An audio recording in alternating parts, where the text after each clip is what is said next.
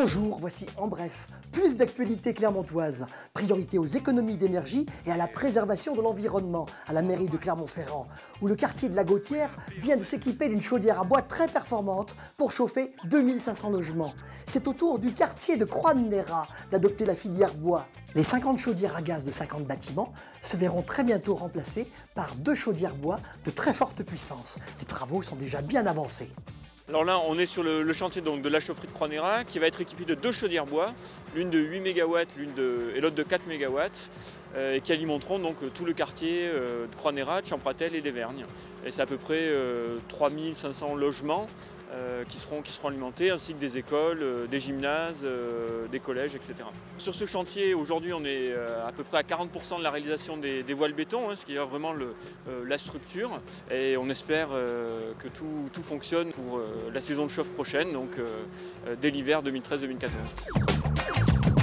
Vous l'avez certainement remarqué, depuis 1 an et demi, d'importants travaux routiers concernent le quartier de Croix-de-Néra. C'est tout simplement pour enterrer les 10 000 mètres de réseau de transport d'eau chaude qu'impose le nouveau système de chauffage.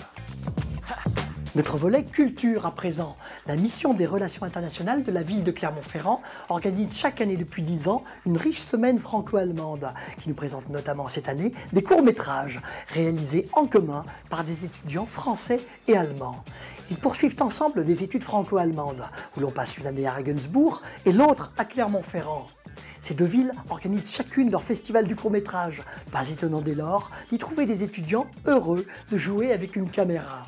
On travaille entre le service Université Culture, Vidéoforme et la mission des relations internationales sur un concept de vidéo collectif. Les étudiants des études franco-allemandes ont validé un petit peu notre concept de film de 3 minutes. Et 3 minutes, c'est peu, mais en plus, ils se sont partagés entre les Allemands et les Français. Ils ont fait un excellent travail. Bonne nouvelle, ces films sont programmés sur TV8, pendant que le 35e festival du court-métrage de Clermont-Ferrand est dans les starting blocks pour nous accueillir tous du 1er au 9 février 2013.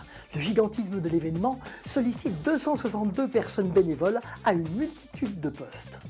Plein de petites mains, donc les filles qui vont bosser à l'accueil, plus tard l'accueil de Chavigné, l'accueil pro, qui vont remplir ces sacs avec tous les prospectus, notamment ceux de la ville, en français, en anglais, etc.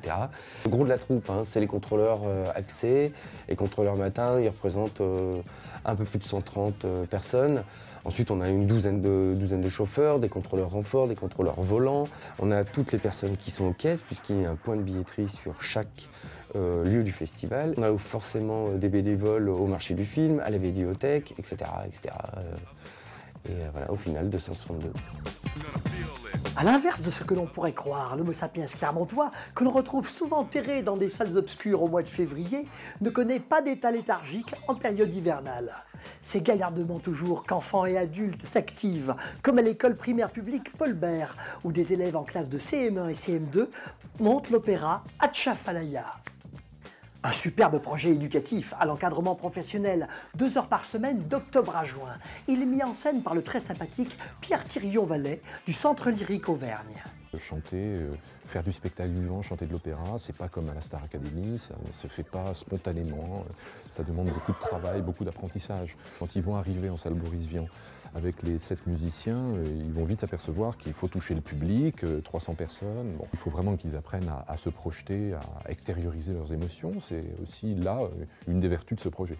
Les chants étaient vraiment très très difficiles et les enfants sont tout de suite entrés dedans et bien sûr avec beaucoup d'heures de travail. Ils nous étonnent vraiment par la facilité avec laquelle ils apprennent ces différents chants. À vos agendas, le spectacle Atchafalaya, c'est lundi 3 juin 2013 à la Maison de la Culture. Nous vous le rappellerons parce que la COP de mai vous invite tout de suite à découvrir la sublime programmation de son festival Une semaine en hiver. C'est du 1er au 9 février 2013 et il y a effectivement du beau monde. Alors cette programmation est un peu spéciale puisque donc elle a lieu pendant le Festival du Cours et elle est aussi un peu là pour montrer à tous les festivaliers que la programmation de la coopérative de mai est très variée, qu'il y en a pour tout le monde. Donc électro-rock, électro-pur, chansons, métal, pop, pop anglaise, voilà. Il y en aura un peu pour vraiment tout le monde. L'artiste phare de la semaine c'est bien sûr Loudoyon qui a sorti un très bel album que tout le monde s'arrache. Et puis mon coup de cœur, alors on peut en avoir au moins 2, Gene McGuinness qui est le guitariste de Maesken, donc un groupe anglais comme on les adore.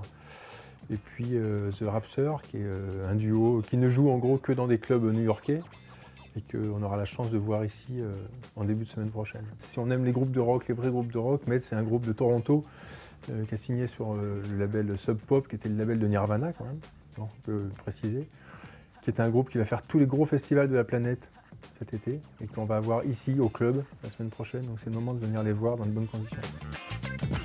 Vous aimez le sport? Notez bien 2 temps forts. Clermont Foot Le Mans, match à domicile, le 8 février 2013, et le final du 20e Trophée Andros, le 2 février. Il accueillera sur la glace les exhibitions du champion du monde de motoneige freestyle, aux côtés des véhicules électriques. Voilà tout pour cette semaine. En attendant la semaine prochaine, vivez très fort.